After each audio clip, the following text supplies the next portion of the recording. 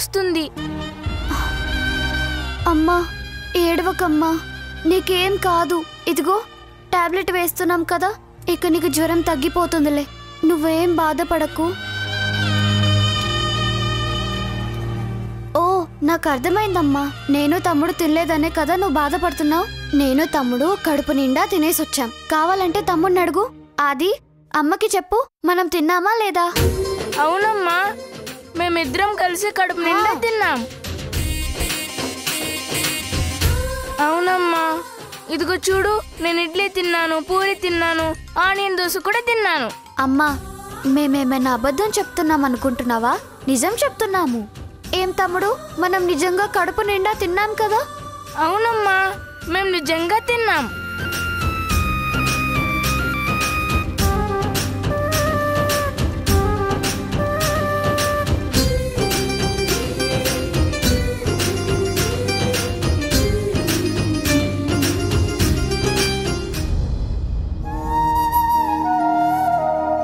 అక్క, మనం మార్నింగ్ తిన్నాం, తిన్నదంతా అరిగిపోయింది. ఇప్పుడు మళ్ళీ ఆకలిస్తుందక్క, ఏం చేద్దాం? ఇదిగో చిన్నగా మాట్లాడు, మళ్ళీ అమ్మ వింటుంది. అక్క ఆకలిస్తుందక్క. సరే ఒక్క నిమిషం.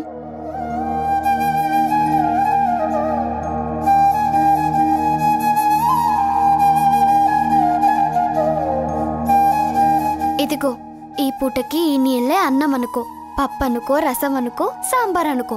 అలా ఊహించుకొని తాగేసేయి, కడుపు నిండిపోతుంది. తాగు. అక్క, మనం మంచినీళ్ళు తాగి కడుపు నింపుకున్నాం, మరి అమ్మకిలాగా? అయితే ఇప్పుడు అమ్మకు కూడా తాగిద్దాం దా. అమ్మా కొంచెం మంచినీళ్ళు తాగమ్మా.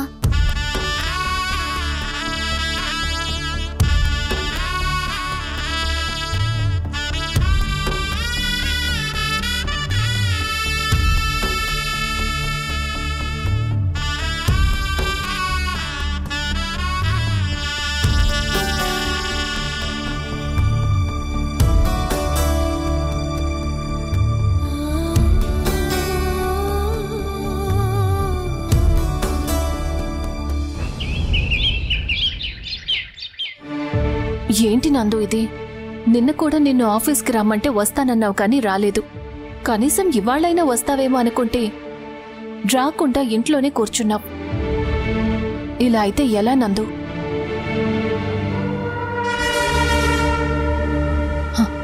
నందు, నిన్ను ఎలా రెచ్చగొట్టాలో నాకు బాగా తెలుసు. ఇంత మంచి సిచ్యువేషన్ని అంత తేలిగ్గా ఎలా వదులుకుంటాను చెప్పు? నందు, ఇదంతా మేఘన వల్లే కదా. మేఘన చేసిన పని నువ్వు మర్చిపోలేకపోతున్నావు కదా. నాకు నిజం చెప్పు, నువ్వు మేఘన మీద పెంచుకున్న ప్రేమ మర్చిపోలేకపోతున్నావా, లేదంటే మేఘన చేసిన తప్పుల్ని మర్చిపోలేకపోతున్నావా? రెండు. నా వల్ల కావడం లేదు ఆరోహి. తనను ఎంత ప్రేమించానంటే ఈ ప్రపంచంలో బహుశా నా అంత గొప్ప ప్రేమికుడు ఎవరు ఉండరేమో.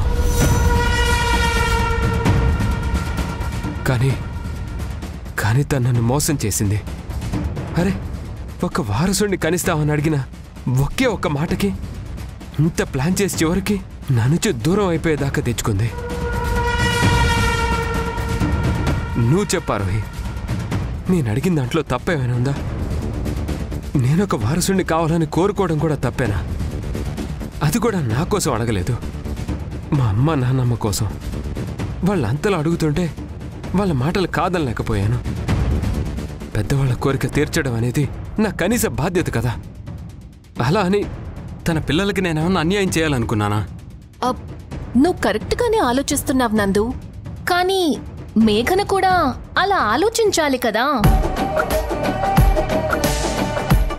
అసలే జీవితంలో దెబ్బతిన్న మనిషి రేపొద్దున్న తన పిల్లలకి ఎక్కడ అన్యాయం జరుగుతుందో ఏమో అని అలా ఆలోచించి ఉండొచ్చు కదా. ఒకసారి తన పాయింట్ ఆఫ్ వ్యూలో కూడా ఆలోచించు నందు.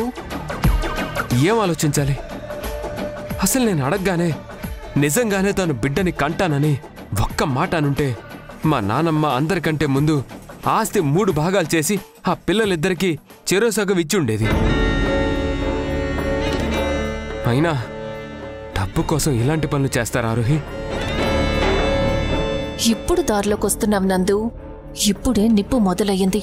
దాన్ని ఇంకొంచెం సాగదీశానంటే నీకు మేఘనికి మధ్య ఉన్న బంధం కాలి బూడిదైపోతుంది. నువ్వు చెప్పింది కూడా నిజమే నందు. ఏదైనా ఉంటే నీతో స్ట్రైట్గా మాట్లాడాల్సింది. ఇందరిది అరేంజ్డ్ మ్యారేజ్ కూడా కాదు కదా, లవ్ మ్యారేజ్. ఏదైనా మాట్లాడే స్వతంత్రం తనకుంది. అయినా నువ్వు పిల్లలకి అన్యాయం చేస్తావని అసలు ఎలా అనుకుంది? ఆ రోజు అంత పబ్లిక్గా నిన్ను అవమానిస్తుందని నేను అస్సలు ఊహించలేదు. అందరి ముందు నేను కూడా మేఘనని అనుమానిస్తే బావుండదు అని ఊరుకున్నాను. ఆ రోజు డ్రైవర్ వచ్చి హోటల్ నుంచి నిన్ను మరో హోటల్కి మార్చటానికి మేఘనే డబ్బులిచ్చి ఇదంతా చేసిందని చెప్పాక తన మీద నాకు చాలా కోపం వచ్చింది. అసలు ఇంత డ్రామా ఆడటం అవసరమా అనిపించింది నందు. నా బాధ కూడా అదే ఆరోహి. అసలు మేఘనలో ఇలాంటి యాంగిల్ ఉంటుందని నేను పొరపాటును కూడా ఊహించలేదు. అందుకని జరిగిపోయిందేదో జరిగిపోయింది అని వదిలేయాలి. కాని ఇలా ఆలోచిస్తూ ఉంటే ఎలా చెప్పు నందు? ఇలా తాగుతూ కూర్చుంటావా? నందు నందు వద్దు నందు, నా మాట విను నందు. నందు నందు వద్దు నందు, నా మాట విను నందు. వద్దు నందు.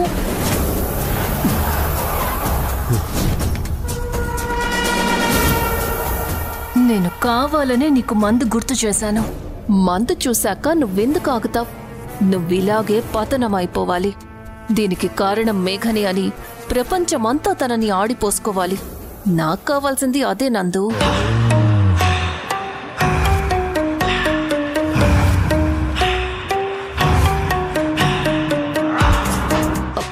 ఏంటి నందు, ఏం చేస్తున్నావు? నువ్వు చేస్తున్నది నాకు అస్సలు నచ్చడం లేదు. ఇలా అయితే నీ ఆరోగ్యం ఏమైపోతుంది? నిన్ను నమ్ముకున్న ఆంటీ గారు బామ్మగారు ఏమైపోతారు? అరే, ఎవరో ఒక మనిషి నిన్ను మోసం చేసింది అని నిన్ను నువ్విలా శిక్షించుకోవడం ఏమైనా బావుందా చెప్పు?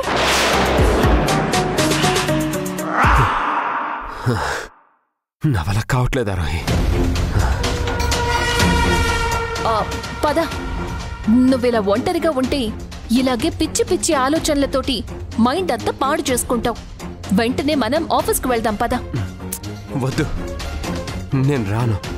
నందు ప్లీజ్, నా మీద నీకు ఏ మాత్రం ప్రేమ ఉన్నా ఇప్పుడు నువ్వు నాతో వస్తున్నావు అంతే.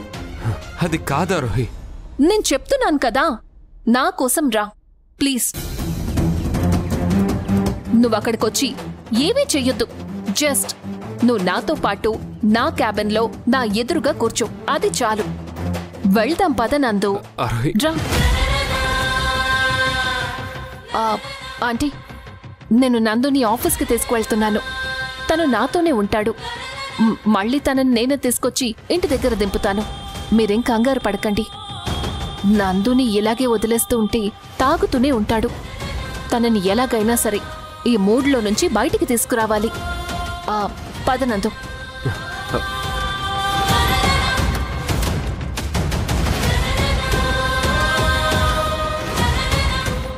చెప్పేనా, ఎప్పటికైనా ఈ ఇంటిని బాగు చేయగలిగేది ఆరోహ్యే.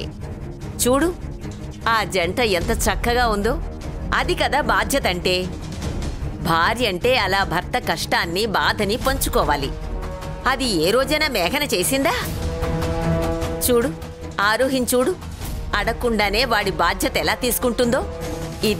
ఇలాంటి అమ్మాయి ఇంటికి కోడలిగా వస్తే నీకు నాకు అందరికీ సంతోషం.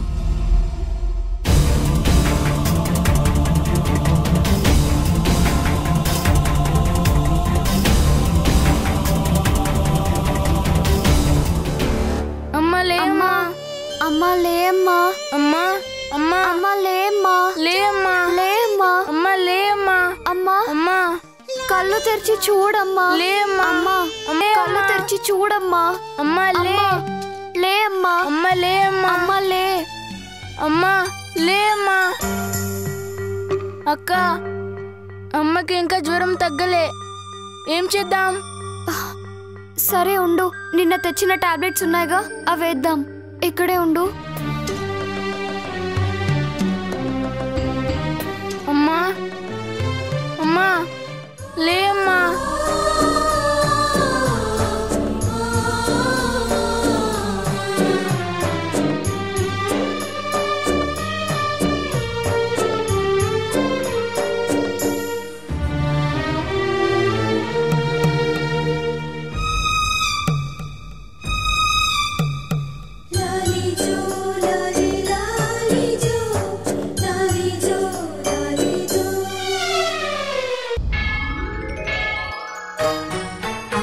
ఏవండి, ఇంట్లో ఎవరైనా ఉన్నారా? అక్క, ఎవరో వచ్చినట్టున్నారు. చూద్దాంరా.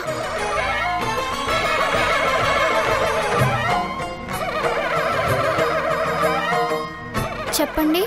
ఇంట్లో పెద్దవాళ్ళు ఎవరూ లేరమ్మా? ఎవరూ లేరండి. మా అమ్మకి ఒంట్లో బాలేదు, పడుకొని ఉంది. మీకేం కావాలండి? మా బాబుకు ఒంట్లో బాగోలేకపోతే వెంకటేశ్వర స్వామికి మొక్కుకున్నామమ్మా.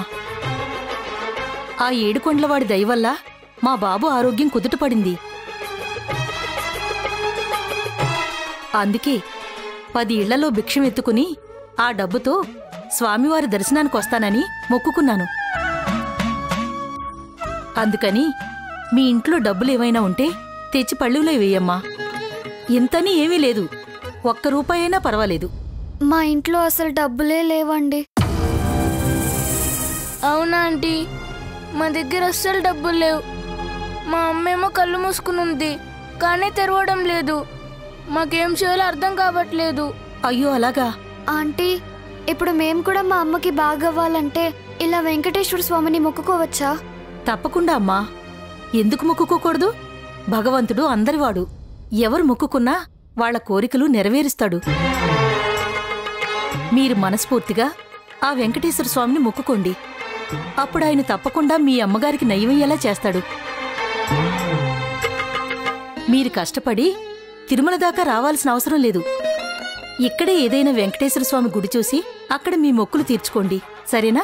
అలాగే ఆంటీ. ఆ భగవంతుడు మీకు ఈ విషయం చెప్పడానికే నన్నిక్కడికి పంపించినట్టున్నాడమ్మా. జాగ్రత్త అమ్మా, వస్తాను.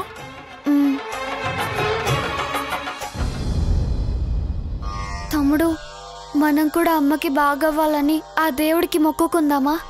అలాగే అక్క. ఉండు, అమ్మతో చెప్పేద్దాం, పద. అమ్మా, అమ్మా, నేను తమ్ముడు కలిసి అలా గుడికి వెళ్ళి నీకు ఆరోగ్యం బాగవ్వాలని దేవుణ్ణి మొక్కుకొని వస్తాము. నువ్వు జాగ్రత్త అమ్మా, ఎక్కడికి వెళ్ళకు, ఇక్కడే ఉండు. మేం దేవుడికి మొక్కుకుంటే నీకు ఖచ్చితంగా నయం అవుతుందమ్మా. అవునమ్మా, నీకు ఆల్రెడీ మందులు వేశాం, ఇంకా నీకు తగ్గలేదు. అందుకే మేము వెళ్ళి దేవుడికి మొక్కుకుంటాం. దేవుడికి మొక్కుకుంటే ఖచ్చితంగా నీకు బాగవుతుందమ్మా. ఆంటీ కూడా చెప్పింది. మేము వెళ్ళొస్తాము.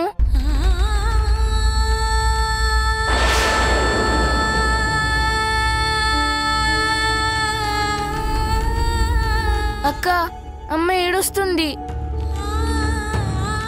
అమ్మా, నువ్వేం బాధపడకమ్మా, మేమెక్కడికి వెళ్ళం. మళ్ళీ ఇంటికి వచ్చేస్తాం కదా, నువ్వేం భయపడకు. నీకు జ్వరం కూడా తగ్గిపోతుంది. మేం దేవుడికి దండం పెట్టుకొని వచ్చేస్తాం, సరేనా? నువ్వు జాగ్రత్తగా ఇంట్లోనే ఉండు, ఏడవకమ్మా. రా తమ్ముడు.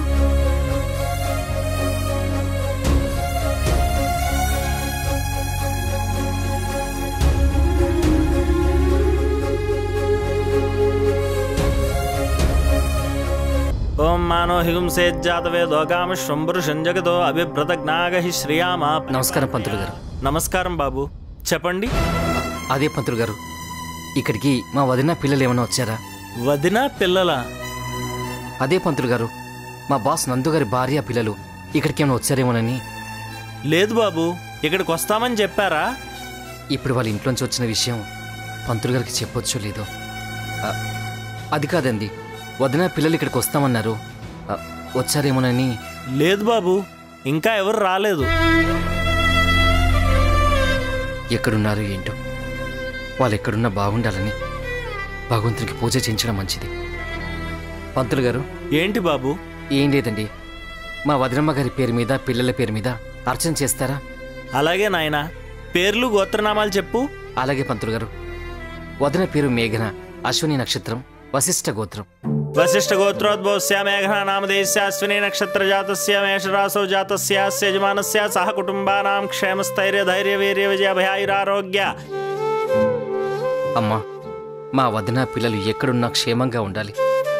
వాళ్ళు నాకు కనిపించేలా చూడమ్మా. వదిన గురించి ఎవ్వరూ పట్టించుకోవట్లేదు. ఆ పిల్లలు ఎలా ఉన్నారు ఏంటో. ఇలాగైనా వాళ్ళందరూ క్షేమంగా ఉండేలాగా, వాళ్ళకి ఏ ఇబ్బంది రాకుండా నువ్వే కాపాడాలమ్మా.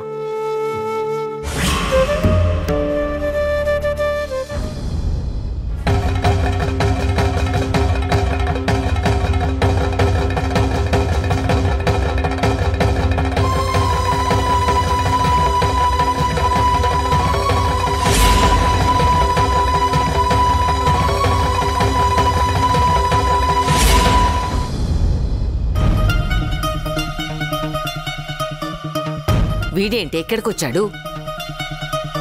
పోన్లేండత్తయ్య, గుడికే కదా, ఎవరైనా రావచ్చు, దాందే ఉంది. అసలు ఆ మేఘన కంటే ముందు వీణ్ణి తరిమేయాల్సింది. ఇన్ని రోజులు వాణ్ణి ఇంట్లో పెట్టుకుని మేపి చివరికి వాణ్ణి ఇలా తయారు చేశారు. అత్తయ్య, గుడికొచ్చాం, వదిలేయండి. ఇలా వదిలేబట్టే ఇంత దూరం వచ్చింది.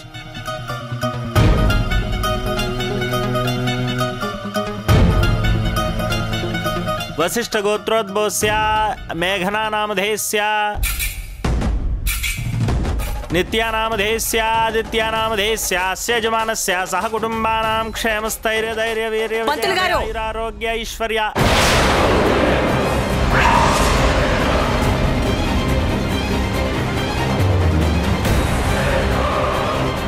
నమస్కారం అమ్మా. ఏంటమ్మా పిలిచారు? పిలవడం కాదండి, అరిచాను. ఏంటి మీరు చదువుతున్న మంత్రాలేంటి? ఎవరి పేరున అర్చన చేస్తున్నారు? అదేనమ్మా, మీ ఇంటి కోడలు మేఘన వాళ్ళ పిల్లల పేరున అర్చన చేస్తున్నారండి. ఎవరు?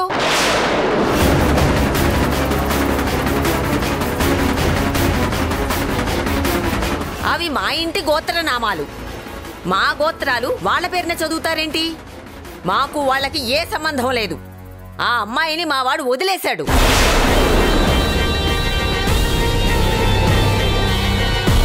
అసలు ఆ పిల్లలకి మా వాడికి ఏ సంబంధం లేదు. ఎవరెవరో వచ్చేసి మా గోత్రనామాలు వాడుతూ ఉంటే నేను చూస్తూ ఊరుకుంటాననుకుంటున్నారా?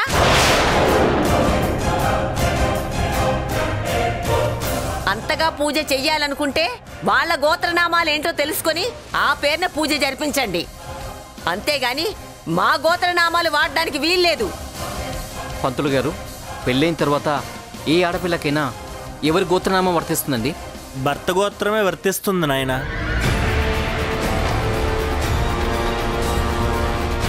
ఏదో కోపాలు వచ్చి గొడవలు పడి ఇంట్లోంచి బయటకు వచ్చినంత మాత్రాన గోత్రనామాలు మారిపోతాయండి? ఏరా, ఏంటి మా మీద నువ్వు కూడా తిరుగుబాటు చేస్తున్నావా? నీకంతగా ఆవిడ పేరున పిల్లల పేరున పూజలు చేయించుకోవాలి అనుకుంటే దానికి ఈ గుడి ఎందుకురా? వెళ్ళి బయట చాలా గుళ్ళున్నాయి, అక్కడ చేయించుకో. అంతేగాని ఇక్కడ చేయించడానికి వీల్లేదు. పంతులు గారు, ఈ పూజ ఆపేయండి. అమ్మా, అమ్మవారి ముందు అలాంటి మాటలు మాట్లాడకూడదమ్మా. దేవుడు అందరికీ ఒక్కటే. పేదవాళ్ళనైనా పెద్దవాళ్ళనైనా భగవంతుడు అందరినీ ఒకే చూపుతో చూస్తాడమ్మా. ఈ పగలు, ద్వేషాలు, కోపాలు, తాపాలు ఇవన్నీ మనుషులకే తప్ప భగవంతుడికి వర్తించవు. కాబట్టి ఈ పూజ జరగకూడదు అని మీరన్నం తప్పమ్మా. చూడండి పంతులు గారు, మీరు ఏది తప్పో ఏది ఒప్పో మీరు నాకు చెప్తున్నారా? ఈ గుడి మాది. ఈ గుడి కట్టించింది మా పెద్దలు. ఈ గుడికి మేము ధర్మకర్తలం. ఇక్కడ ఏం జరగాలన్నా మా ఇష్ట ప్రకారమే జరగాలి.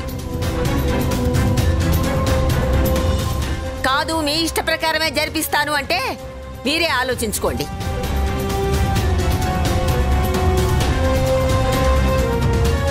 బాబు, ఈ పూజ జరిపించలేకపోతున్నందుకు నన్ను క్షమించు బాబు.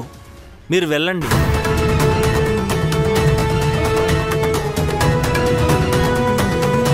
అమ్మా, మీ కళ్ళ ముందే ఏం జరుగుతుందో అంతా మీరు చూస్తూనే ఉన్నారు. ఈవిడ మాటలు కనుక మీరు నమ్మారు అంటే చివరికి ఎవ్వరికీ కాకుండా పోతారు. తర్వాత మీ ఇష్టం. ఒరే సచ్చినోడా, నువ్వు బాగుపడవరా, నువ్వు నాశనం అయిపోతావరా వేధవా.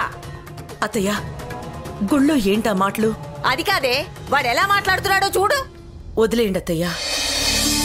పంతులు గారు, అమ్మా, అబ్బాయి పేరున అర్చన చేయండి. అలాగేనమ్మా. ఓం తత్పురుషాయ విద్మహే మహాదేవాయ ధీమహి తన్నో రుద్రః ప్రచోదయాతు. కాత్యాయనాయ విద్మహే కన్యాకుమారి ధీమహి తన్నో దుర్గః ప్రచోదయాతు.